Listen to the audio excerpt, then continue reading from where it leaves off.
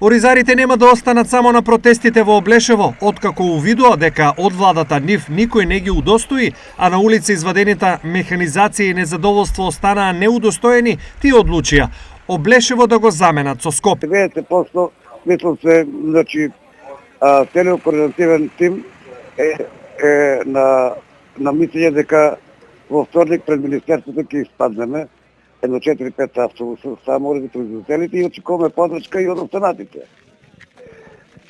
Од сите региони на државата. На протестите за почеток ќе бидат само оризопроизводителите, но подршка ќе имаат и од представници на други земјоделски здруженија. За најмалку 10 дена по нивниот се најавува нов, овој пат генерален протест на земјоделците, на кој ќе бидат сите. Туту на производителите, максимална и безрезервна подршка, не само за оризарите, туку и за сите земјоделци во државата.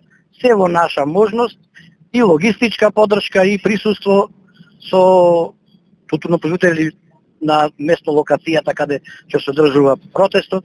Обединувачки фактор на земјоделците овој пат им се заедничките проблеми кои тие одлучија да ги решаваат со директен притисок на улица. Проблемите се 99% исти. Значи, ѓубривата, сето оно што го прати производството во земјоделието, 200% е покачено.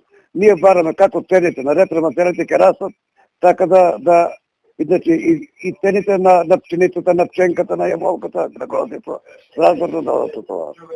Поделуваме исти проблеми во моменталната ситуација во државата, земјоделието ни е катастрофално. И мора еднаш да се најде начин таа проблематика да се реши, бидејќи вака повеќе не оди. За сега реакција за најавените протести од надлежното министерство и од владата нема, но прашање на време е кога на еден или друг начин некој од нив ќе се огласи, бидејќи во интерес на сите е решение да се најде.